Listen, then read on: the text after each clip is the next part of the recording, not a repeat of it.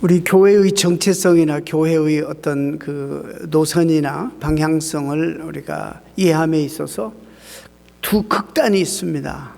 두 극단이 있는데 우리가 경계해야 돼요. 항상 극단은 하나는 세속주의와 하나는 신비주의입니다. 이것을 쉽게 말하면 이 교회는 정말 거룩한 백성들의 모임인가 아니면 사회 4H 클럽이나 이런 사회 단체인가 할 정도로 너무 세속적인 모임들만 많고 우리가 분명히 세상으로부터 구별되어야 되는데 그런 구별됨이 별로 없고 세속적인 그런 사람들과 세속적인 원리들이 성용되고 그래서 조금 어떤 교회의 순결성, 유니티는 강조하는데 그 퓨리티 이런 부분이 약해요. 문제입니다. 또 하나는 이 신비주의는 교회 복음을 교회하다만 가둬놔요. 그래서 교회가 세상으로부터 구별되어 있지만서도 세상 속에 있다는 사실을 망각해요. 그래서 세상 속에서 해야 될 사명을 전혀 안 해요. 그래서 어떤 분이 요즘에 그 줌을 통해서 포스트 코로나 그런 세미나를 하면서 우리들에게 점검해 보기를 원하는 그런 질문 중에 하나가 여러분의 교회가 막 성도들을 교회다만 모이게만 해놓고 우리들 안에서만 북치고 장구치고 예산도 전혀 커뮤니티를 위해 쓰지 아니하고 전혀 쌓아두기만 하고 이런 교회들이 있다면 주변에 있는 도너스 샵이나 커피샵하고 뭐가 다른가? 도너스샵, 커피샵하고 교회가 다를 바가 없게 되는 그러나 자기들 안에는 대단히 하나님을 만난 그런 신비로운 경험들을 많이 하지만 우리 교회가 가지고 있는 사회적인 디맨드를 전혀 하지 않고 물론 성도들이 삶이 변화돼 사회에 나가서 영향을 끼쳐야 되는데 그런 삶을 비롯해서 교회 자체도 커뮤니티를 위해서 선한 임팩트를 좀 끼쳐야 되는데 그러지 못한다면 애프터 코로나 시대에는 정말 이 기회 때 우리가 정신 차리고 방향성을 또 정체성을 바로잡고 바른 그런 신앙생활을 교회 또 관리를 해야 될 것이다. 그런 이야기를 하는 것을 들었습니다. 여러분, 저는 오늘 창조 영성이란 좀 색다른, 왜냐하면 요즘에 창조신학이라는 신학이 대단히 주목을 받고 있습니다. 과거에는 성경이 기록되어 있으면서도 성경 안에서 딱 떼가지고 거기에 사람만 하나님의 이미지 그리고 하나님 형상대로 지음받았기 때문에 구원론도 그리고 모든 것을 사람 중심으로만 해석하고 하나님의 지으신 이 창조 세계에 대해서 너무 무관심했어요. 근데 문제는 이 세계를 하나님께서 우리에게 잘 관리하고 아름답게 보존하도록 이런 사명을 주셨는데 죄악된 인간들은 우리의 지나친 욕망 때문에 다 파괴하고 아름다움을 깨뜨리고 그래서 하나님 만드셔서 보시기에 좋았던 이 세상을 계속 인간의 지나친 욕심 때문에 망가뜨리고 있는 결국에 그것이 우리에게 더 해롭게 되는 이런 현실을 맞이하면서 요즘에 바로 그 반쪽짜리 복음에 대해서 반성하면서 그런 창조신학에 대해서 관심을 많이 가지고 있습니다. 코로나19 발원지인 중국 다음으로 제일 먼저 확진자 수가 급속하게 급증된 나라가 이탈리아입니다. 그래서 이탈리아 정부가 너무 놀라가지고 급하게 이동 제한령을 내리면서 이탈리아가 관광객이 많지 않습니까? 이동 제한령을 내리니까 관광객이 뚝 끊깁니다. 발길이 끊긴 가운데 불과 얼마 안 지났습니다. 2, 3주? 근데 유명 관광지 베네치아 운하에서는 유례 없이 과거에 수십 년 동안 볼 수 없었던 물이 깨끗한 물이 관찰되었다는 것 여러분 보셨을 겁니다. 야, 사람들이 가는 곳에 이 사람들이 망가뜨리는구나 우리가 볼 수 있습니다. 운하 곤돌라, 소형 증기성 등 보트 통행이 줄었기 때문입니다. 여러분 자주 볼 수 없었던 맑은 물과 물고기가 보이기 시작합니다. 여러분, 심지어 60년 만에 돌고래가 오가는 장면도 보게 되었다고 합니다. 저도 그 기사를 보면서, 그리고 비디오를 보면서 깜짝 놀랐어요.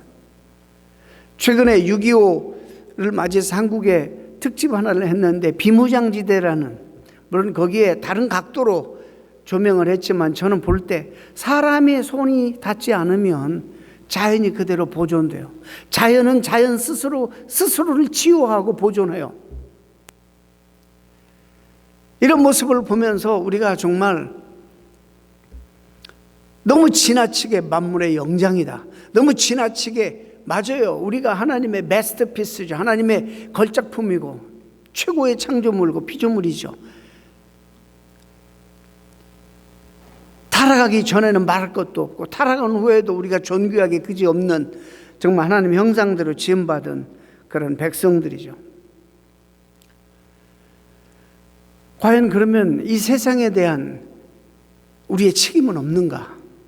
자, 우리가 구속받았다면서요, 예수 그리스도를 통해서 다시 하나님의 형상이 회복이 되고 하나님의 자녀로 살아간다면서요. 그러면 우리가 이 세상에 대한 우리의 관점, 하나님은 도대체 우리를 통해서 이 세상을 어떻게 아름답고 복원하고 아름답게 회복하시기를 원하시는가 정도는 우리가 관심을 가져야 되지 않습니까?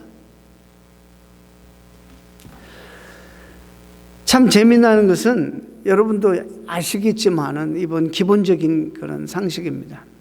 우리에게는 재해죠. 태풍이라면 엄청 큰 재해죠. 재산 피해도 많이 입히고, 또 수재민도 많이 큰 비 피해도 입히고, 바람도 있고, 그런 태풍을 통해서 엄청나게 큰 피해를 입습니다. 그러나 여러분, 하나님 편에, 긍정적인 편에서 보면, 여러분, 대기 순환이 태풍을 통해서 이루어지고,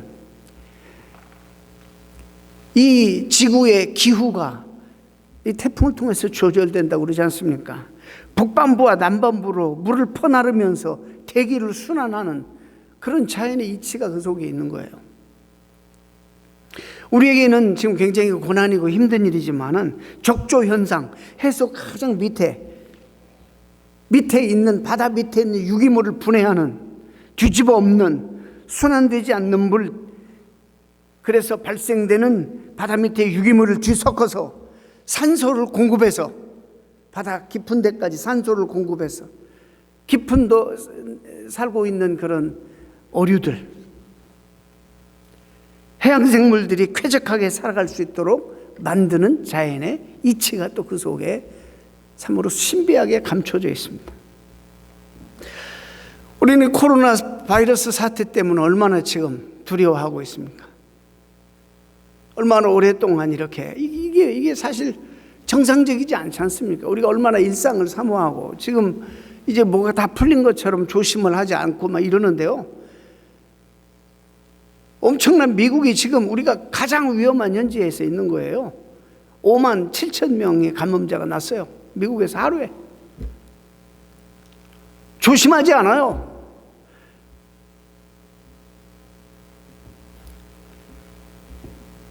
우리를 두렵게 하고 위축되게 만들고 정서적으로 많이 힘들게 만들죠.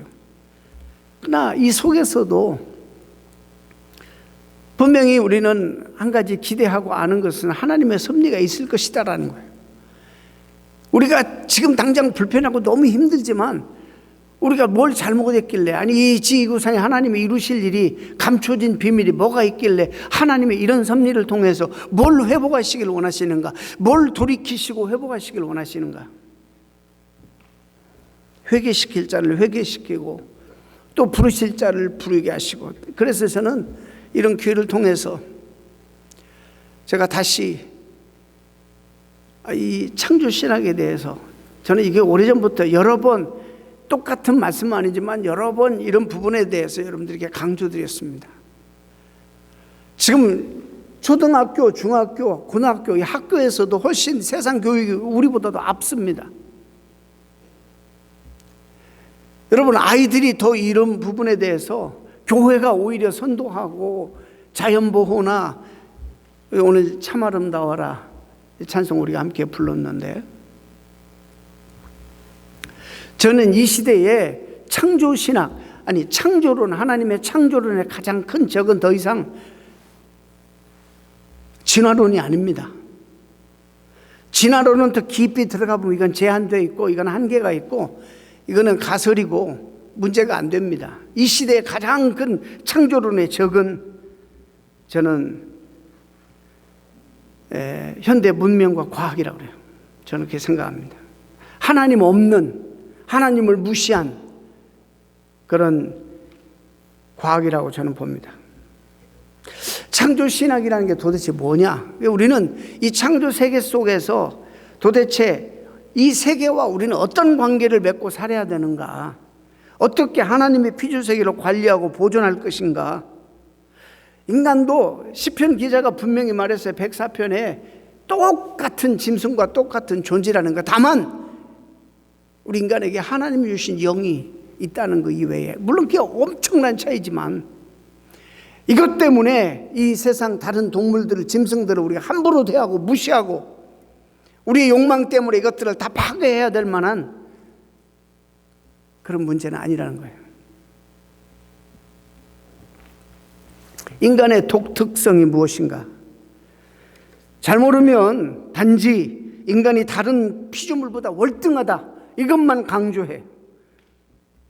그래서 우리는 우리의 생존에 필요한 것보다 훨씬 도가 넘칠 정도로 생산하고 소비하고 파괴하고 마구잡이로 자연을 망가뜨립니다. 왜? 우리가 만물의 영장이고 다른 모든 피조물보다 우리가 훨씬 월등하니까.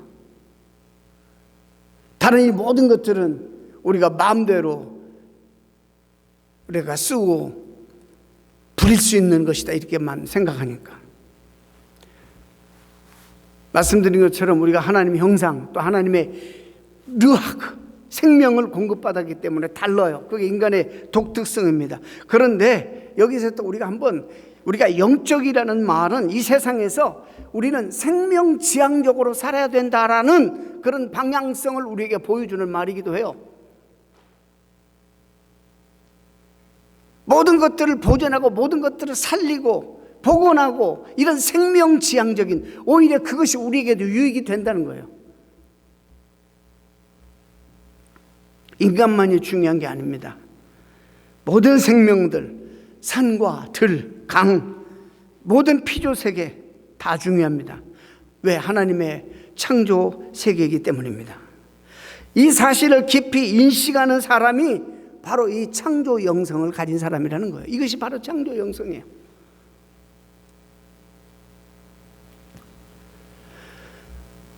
이런 것들을 가진 사람이 환경에 대해서 관심도 가지고, 여러분 뭐 더 구체적으로 말하면 쓰레기도 함부로 안 버리고 분리도 잘하고 이런 일에 조금이라도 의식적으로 참여하게 되어 있는 것입니다. 말씀드린 것처럼 이 시대의 적은 더 이상 진화론이 아닙니다. 하나님을 인정하지 않는 과학기술과 타락한 문명이 창조론을 지금 위협하고 있는 것입니다. 유전자 변형식품이 유통되게 하고, 여러분 폐하 복제 기술 때문에 인간 복제가 이제 가능할지는 모른다라는 이런 학설들이 많이 떠돌잖아요.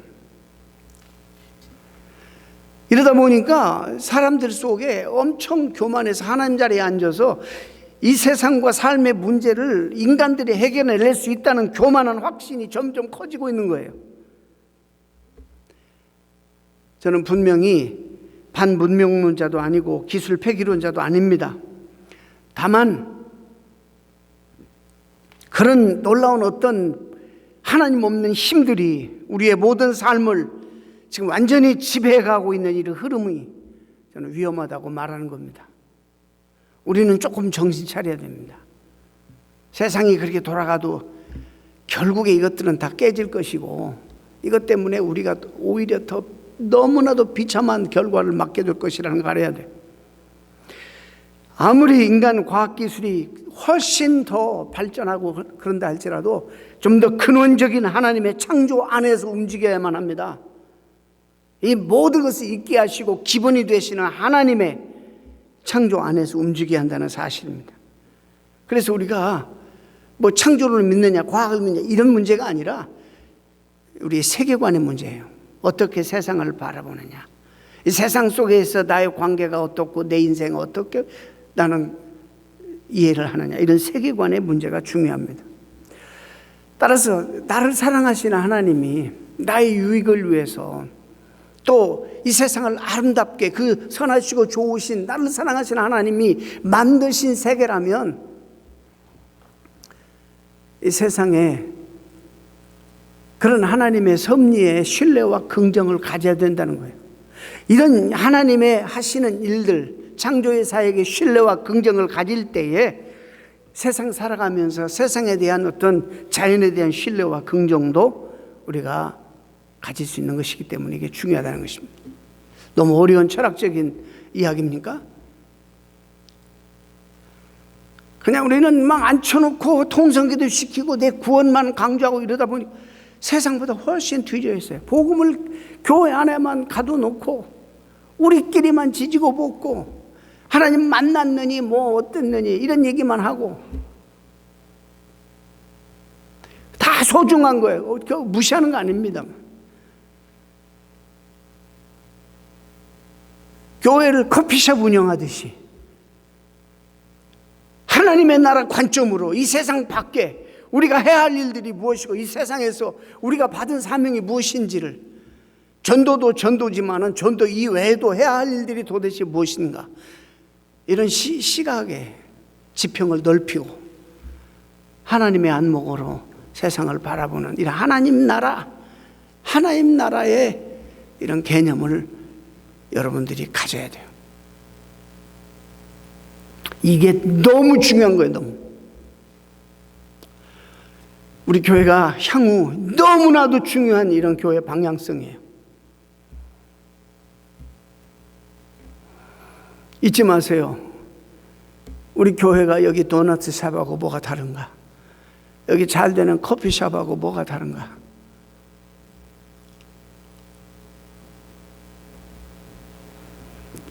우리의 베네핏, 우리 성도들만의 베네핏을 위해서 교회가 존재한다면 중요하기도 하지만은 도대체 하나님은 우리 교회, 우리를 향해서 맡기신 이 세상적인 그런 하나님의 명령과 사명은 어떻게 할 것인가? 이 세상에 척박하죠. 질병도 많고 노동의 땀을 흘려야 하고, 왜죠? 죄가 많다는 의미죠. 맞습니다. 사막의 광야에는 먹을 게 없고 또 자연재해로 인해서 많은 사람과 생명체가 죽는다는 말이에요.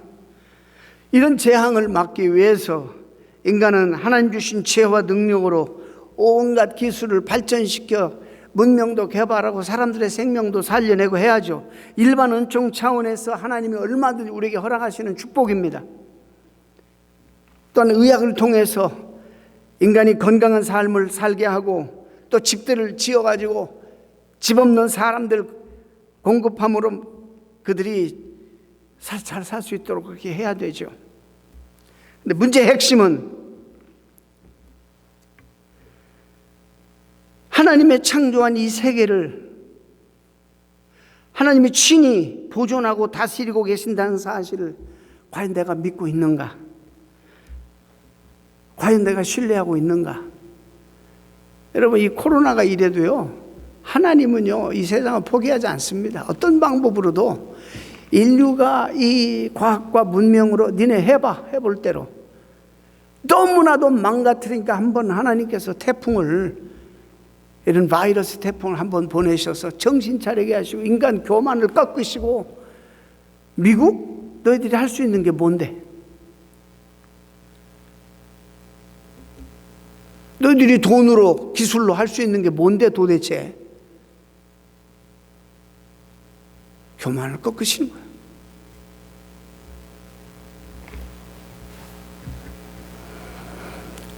많은 사람들에게 이 세상의 창조물은, 피조물은, 이 피조세계는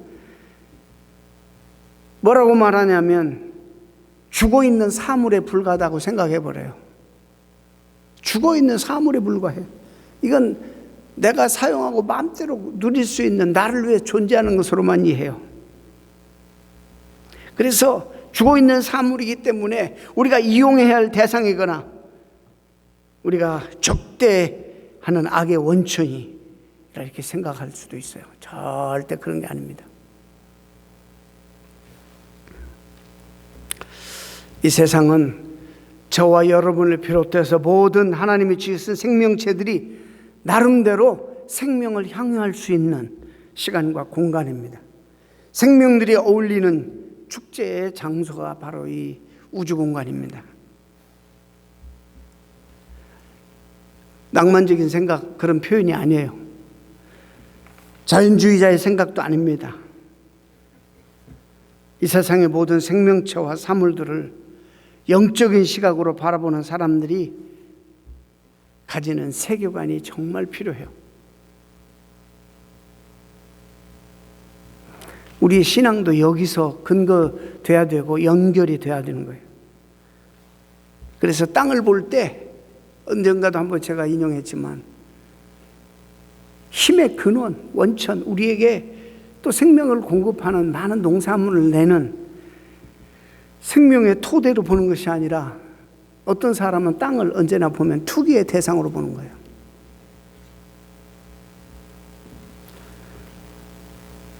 농사를 생명 질서에 참여하는 거룩한 행위로 그렇게 봐야 되는데 농사일을 그냥 돈벌이의 수단으로만 보는 거예요. 이것이 바로 이 창조의 영성이 없는 사람이 가지는 생각들이에요. 여러분, 유대인의 율법이 복잡하게 보이지만 두 가지로 딱 나뉘어질 수 있어요. 종교적인 것이고 하나는 사회 윤리적인 것입니다. 제사장 옷 규정이 이건 종교적인 것입니다. 우리에게는 쓸데가 없는 거예요. 사실 필요도 없는 것이고, 또 이것이 나중에 예수 그리스도의 오심과 구속으로 그 구약의 많은 의식들이 다 성취되었어요. 돼지고기를 먹지 말라는 규정도 우리하고는 큰 상관이 없어요. 그러나 거기에 살아있는 사회적인 윤리가 있어요. 가난한 사람의 저당 잡힌 옷을 해가 지기 전에 돌려주라는 명령이라든지, 가난한 자, 소외된 자를 돌보라는, 과부와 그 당시에 고아들을 돌보라는 이런 명령들은 너무나도 소중한 명령들이에요.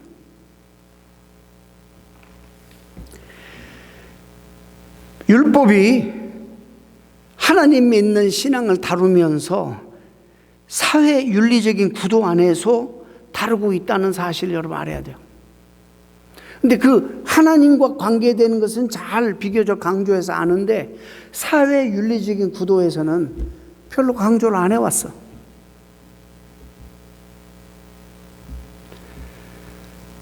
제가 한국교회에서 자라고 한국교회에서 훈련받고 이러기 때문에 제가 너무나도 잘 알아요. 이런 부분이 이제 제가 지금부터 15년 전부터는 눈이 떠져서 이런 이야기를 많이 하지만 참 저도 반성되는 부분이에요. 근데 그렇게 해야지 부흥대 교회는.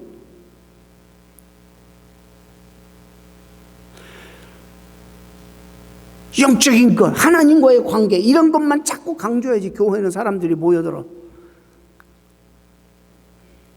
그런 것들을 사모하고 좋아해요. 좋죠. 근데 이것이 우리의 삶으로 연결이 안 되면 이건 아무것도 아닌 거예요. 수직적인 하나님과의 관계도 중요하지만 십자가의 상징처럼 수평적인 관계, 이웃뿐만 아니라 이웃의 범주는 내가 친한 사람, 나하고 가까이 하는 사람을 넘어서서 하늘에 계신 우리 아버지 할 때 이 우리는 원수까지를 포함하는 거예요.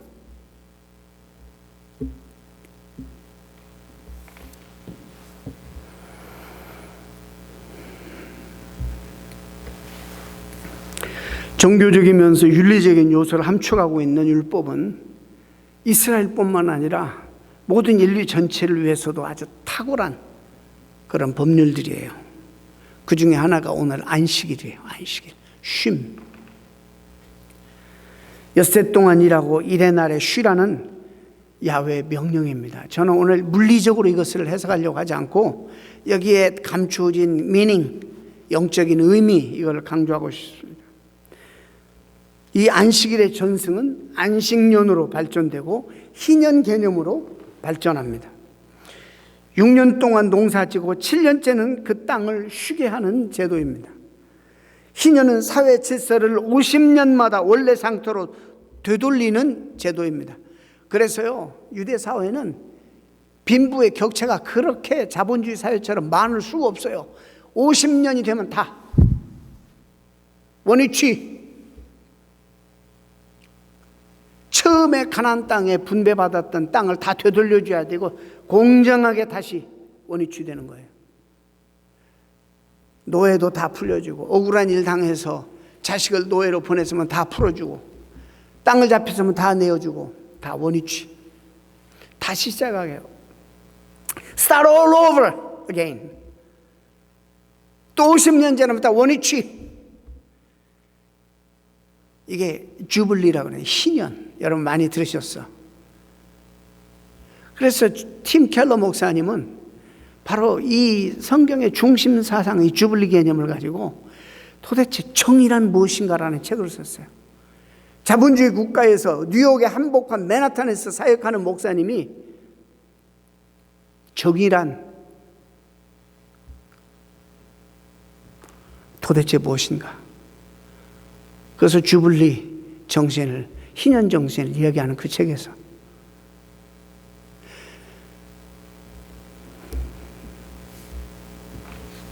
땅을 묵혀라. 오늘 본문에 땅을 쉬게 하라. 이스라엘 민족이, 이 말씀은 아직 가나안 땅에 들어가기 이전이에요. 그 땅을 발을 딛기 전 광야 시절 초기에 시내산에서 하나님이 모세에게 주신 그런 말씀이에요. 아직 땅은 없지만, 아직 너희들이 분배받지도 않았고 그 땅에 들어가지도 않았지만, 만약에 너희들이 그 땅을 들어가게 되면, 그 땅을 밟게 되면, 그 땅을 차지하게 된다면 너희들이 견제해야 될 태도다. 지침이다. 여러분, 이미 3,500년 전에 7년마다 땅을 묵히도록 하나님의 명령받은 이 말씀을 그들이 지켰어요. 오늘의 생태학자들에게도 놀라운 것입니다. 안식년 개념은 그런 정도로 매우 생태학적이고 유기적인 세계관이라고 말할 수 있습니다. 최소한 6년 열심히 농사를 지었으면 그 다음 해에는 놀리는 게 땅의 지력을, 힘을 유지해 나갈 수 있는 길이라는 거예요. 씨도 뿌리지 말아라. 절로 자란 것을 거두지도 말라. 내버려 둬라. 아예 don't touch. 손대지 말라.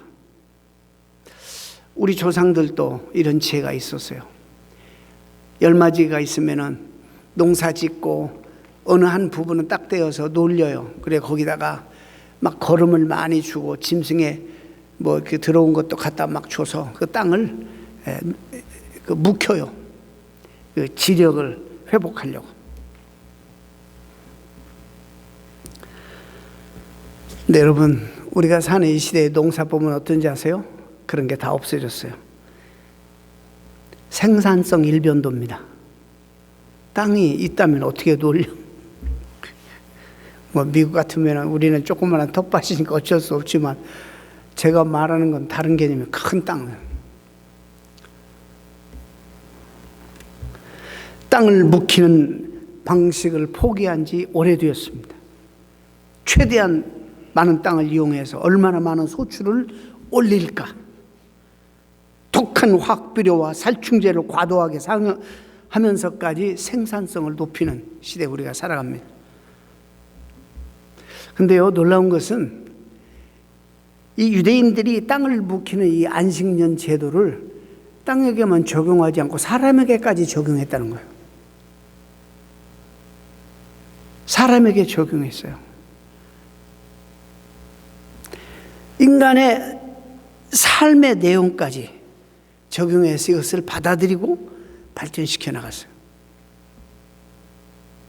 땅도 쉬어야 하는데 하물며 인간은 얼마나 쉬어야 하겠습니까? 안 쉬면 병나요. 여러분 잘 아시는 겁니다. 근데 이상하게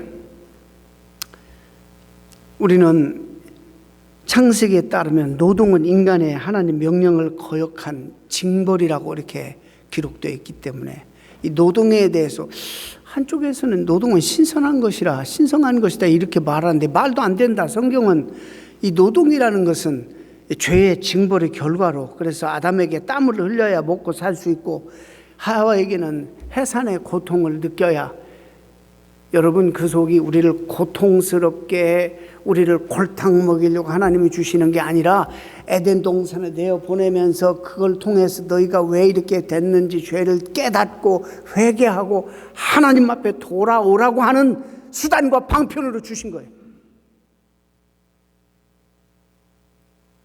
그 뒷부분을 이해하지 않고 제가 오늘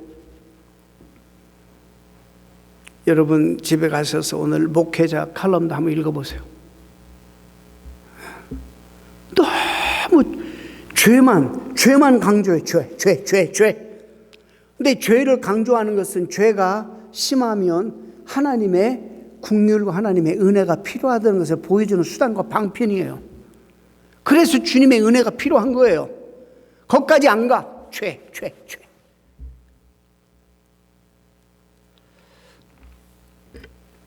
우리의 노동은, 우리의 땀 흘림은 구원의 통로로 어쩌면 하나님이 주시는 하나님의 배려의 은혜일 수 있어요. 이 점을 놓치지 말아야 됩니다. 근데 우리는 노동이라는 것을 하나님의 징벌로만 해석하는 성서적인 전통, 이것만 계속 강조하니까 노동의 의미가 완전히 훼손되는 거예요. 그래서 오랫동안 중세시대에도요, 포로로 잡아온 그 전리품들이나 아니면 소셜 스테이터스가 낮은 사람들만 노동했지 다른 사람 노동 안 했어요. 이런 생각들이 지배적이니까. 그래서 성경이 말하는 안식일에는 보세요. 그 집에 손님이나 일꾼이나 노예들까지 모두가 노동을 멈추도록 했어요. 이런 강제 규정을 통해서라도 노예들을 쉬게 할 필요가 있었고, 기본적인 인간다움을 유지할 수 있도록 최소한의 쉼을 하나님 명령하셨어요. 제도적으로 땅도 쉬고 사람도 쉬고 짐승도 쉬고 다 쉬어야 돼요. 인간이 전기를 발견한 이후에 밤을 낮처럼 사용함으로 생산성을 높이잖아요. 그래서 여러분 이것도 좀 정신 차리고 들어보세요. 어떤 메커니즘 속에서 우리가 살아가냐면 밤을 낮처럼 사용함으로 생산성을 높이는 이런 메커니즘 속에 우리들이 지금 살아가고 있어요. 어떤 사람 표현이 마치 고속여자에 탔는데 잘못 가고 있는데도 근데 그 속에 타고 있으니까 내리지 못하는 그런 상황이라는 거예요. 제가요, 여러분들이 그럴 의도, 그럴 의지 이런 것이 많이 없는 부분도 있을 수 있어요. 또 어떻게 하란 말이야? 그러나 적어도 여러분들이 방향성은 알아야 돼요. 우리 그리스도인들의 삶의 목표와 교회의 방향성과 성도들이 생각해야 될 도대체 창조의 영성 정도는 알아야 돼요. 가더라도 잘못 가고 있다는 걸 알아야 되돌아오지. 제가 세상이 얼마나 신속하게 변하는지 처음에 미국에 왔을 때 비교적 저녁 때는 한산했어요. 저녁 때는 가게들을 5시, 6시 문을 닫고 한산했어요. 특히 주말에는 문을 여는 가게 스토어가 없었어요, 거기. 물론 그랜드 래피드가 조금 보수적인 도시. 그랜드 래피드 지금 여기 똑같아요. 미시간의 2번째 큰 도시예요. 마이어가 거기 있었는데 다 닫았어요, 주일날.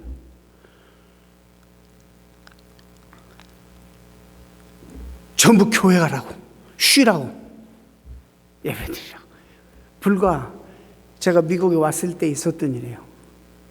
이게 몇십 년 안 되어서 세계가 이렇게 세상이 변했어요. 여러분 이 변화를 아셔야 돼요.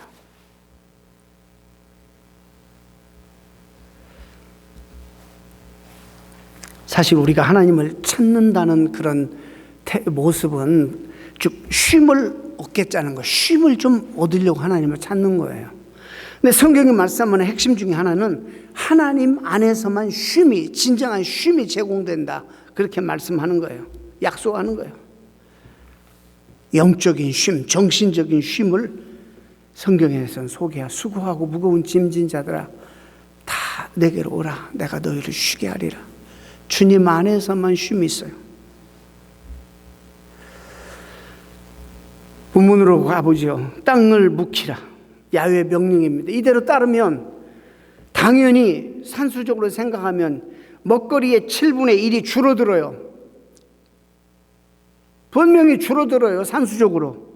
그러나 성서는 이렇게 땅을 묵히는 이유를 거긴 이렇게 너희뿐 아니라 너희 집에 머무는 너희 남종과 여종과 품꾼과 너희와 함께 거류하는 자들과 내 가축과 너희 땅에 있는 들짐승이 다 그 소출로 먹을 것을 삼을지니라. 이 말은 무슨 얘기냐면 걱정하지 말아라. 산수적으로 7분의 1을 놓치는 것 같지만 아니다. 다. 왜냐하면 너는 너만 먹으려고 하니까 이게 문제다는 거야. 이런 제도로 따르면 너 주변에 다 잘 살게 될 것이다라는 말이에요. 그 사람들 속에는 남종과 여종과 가난한 사람들, 장애인들, 짐승들까지를 다 포함한다는 사실, 창조 영성이죠. 모든 생명체들이 더불어 먹고 살 수 있는 길이 이 땅의 쉼에서부터 시작된다는 거예요. 저는 말씀드린 것처럼 이 가르침을 우리가 기계적으로 받아들여야 된다 말씀하는 거 아니에요. 우리 삶의 토대를 단지 생산성 향상에만 맞추지 말아라, 이 말이에요.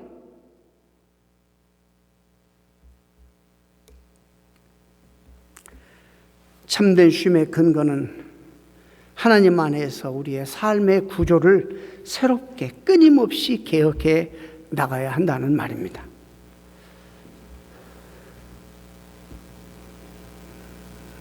자기들도 모르게 이 현대의 우리 삶의 구조가 우리가 만들어 놓은 것에 갇혀가지고,